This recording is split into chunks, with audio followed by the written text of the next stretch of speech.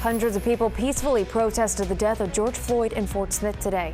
How the community rallied together for change. And a church in Fort Smith working to stuff the truck with non-perishable items for those in need. How close they are to their goal and how you can help them reach it. School funding suffers during the coronavirus pandemic. I'm Matt Pritchard in Washington with a look at the impacts being felt nationwide. Live, local, late breaking. This is 4029 News at 10. Hundreds of people peacefully protested the death of George Floyd in Fort Smith this afternoon. The unarmed black man whose death last Monday during an arrest has sparked outrage nationwide. 4029's Emma Claybrook shows us how the community rallied at the Black Lives Matter demonstration today. Again, that was our Emma Claybrook reporting. The Black Lives Matter movement making its presence known in Oklahoma City today as well. This comes roughly 12 hours after a tense protest ended overnight when dozens marched to police headquarters. This is video from last night, a police cruiser going up in flames as police fired tear gas and rubber bullets. Many protesters last night were either hurt or arrested, but today's Oklahoma City protest more peaceful. We are going to keep the pressure on until we see the change that needs to be here to where we don't have to be worried about black lives. Black lives matter.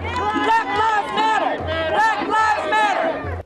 Thousands gathered today. Some protesters split and went to the Oklahoma Capitol before continuing their march to downtown Oklahoma City, where they gathered outside of the Oklahoma County Jail.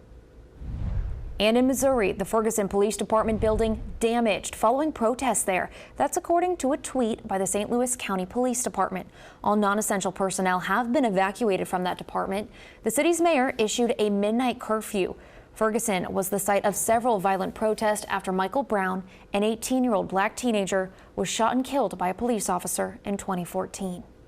In Minneapolis, mourners gather to remember George Floyd as protests have grown violent in many places across the nation.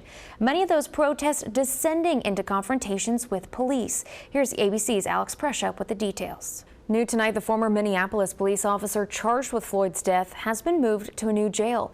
Derek Chauvin has been moved to the Hennepin County Jail as of this afternoon.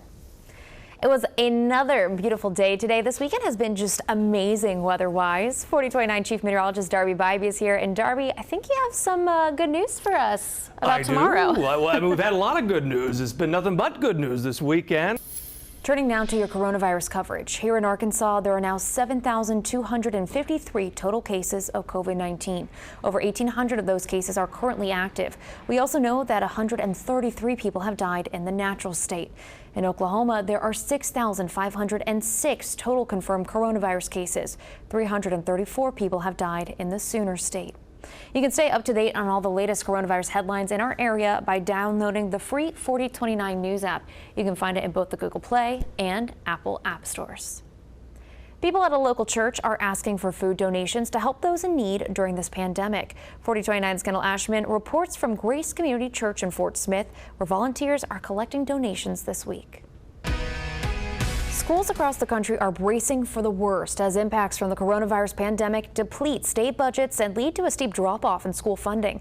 Matt Pritchard is in Washington with what the impacts could look like. Experts also estimate that across the country, school districts have laid off or furloughed nearly 500,000 workers in just April alone.